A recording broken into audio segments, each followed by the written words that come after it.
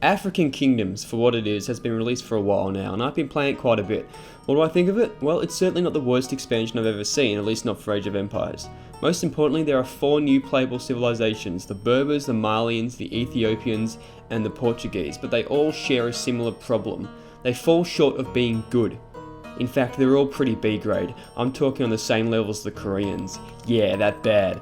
Bear in mind, this opinion is my own, so try not to hate me if you like any of these cips. Can't see why you would, but let's get started.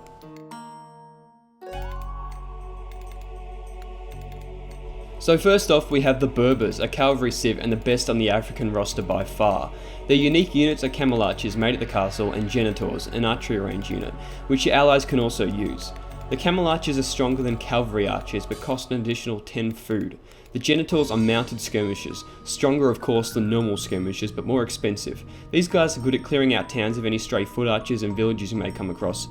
Their unique techs are Casbah, which makes team castles work 25% faster, and Maghribi, which makes camel troops regenerate, much like the Viking berserkers. If you're playing Berbers, you do good to make primary use of camel archers and regular camels, as stables work an additional 25% faster. The thing that really pisses me off though is that they're classified as a cavalry and naval civilization. They don't even have shipwright. What kind of naval civilization doesn't have shipwright? Well, Vikings I guess, but at least they have a unique ship, the longboat. The only thing the Berbers have is a 10% speed bonus for ships. What a fucking tease. It's not even worth classifying them as a naval civilization. In any case, the Berbers with their team genitor and castle bonuses makes them a valuable player to be allied with, because that's 2 team bonuses instead of the traditional 1. And as well as that, they have some pretty good advantages for their camel units. All in all, Berbers are pretty good. Next civilization are the Portuguese, naval and gunpowder civilization. Like the Berbers, they have 2 unique units. One of them is an organ gun. Yeah, look at the way he's bending over. Pushing that cannon seems like a task and a half. It's like a hand cannoneer, but the shot is multiplied and the damage is diluted. The shots scatter and hit enemies in a spread radius. They're pretty useful against infantry, but they get fucked up by cavalry and they're very slow, which can be annoying if you need to retreat. Their other unique unit is the Caravel. Well, there's not really too much to say about them. They're weaker than a galleon, but their projectiles can go through ships, so think of them as a naval scorpion. They also have a unique building, a Theatora. It works like a granary from Age of Mythology in the sense that it slowly generates resources over time at the cost of 20 population. Other than that, they have some naval and gunpowder bonuses, and their unique units cost 15% less gold, which may prove to be an important factor late game. Their team bonus gives allies cartography in the Dark Age, which is honestly very useful. Like the Berbers, Portuguese aren't all that bad, but they're not all that flash either. Ethiopians. Now we're deep in shit creek.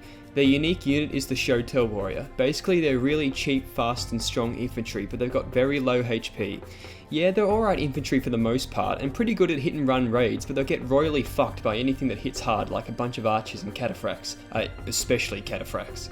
Ethiopians also make use of infantry through their free pikemen and halberdier upgrades, which can be coupled with the Shotel Warriors, and as well as that, archers also fire 15% faster, which is another thing they can utilise.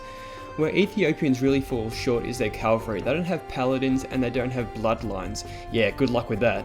There's not much else to say about the Ethiopians other than their architecture, which looks aesthetically fantastic. They get 100 gold and food when advancing to the next stage, giving them an early advantage over rivals, and their team bonus gives towers and outposts an additional 3 line of sight. Ethiopians, yeah, they're pretty shit, but I can only think of one slightly worse.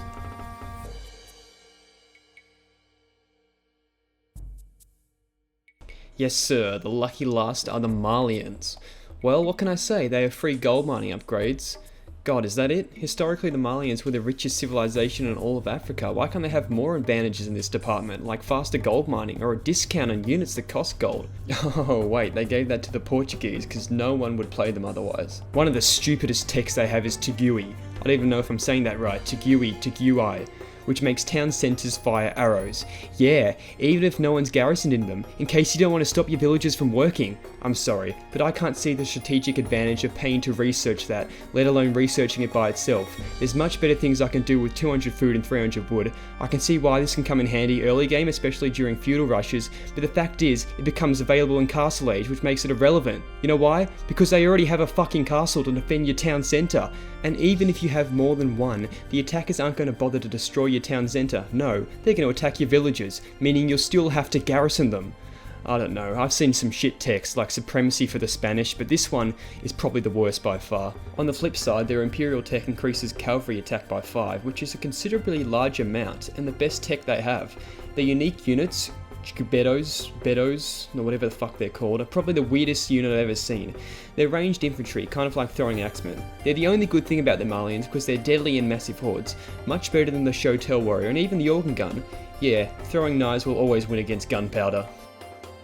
Look, in all fairness, Mulions and the other African civs aren't as bad as I'm making them out to be. This is just based on my initial observations, and in actuality they all have pretty decent tech trees, but I can't see myself wanting to play any of them in competitive and casual games over, say, the Mongols or the Huns. What I will say though is, I had the same mindset when Forgotten Empires was released, and after some of the civs were buffed, I began playing them more. And now, civs like the Magars and Italians are among my favourites. So maybe I might like the African kingdoms in future, but for now, I'm going to stick to what I know and what's good. Thanks for tuning in, guys. This is Age of Empires after all, so if you want to learn more about scenario triggers and all that boring shit, check out my trigger guide video for an in-depth tutorial on how to program logic in your scenario. If you enjoyed the video, subscribe and I can guarantee you more. Otherwise, I'll catch you all later.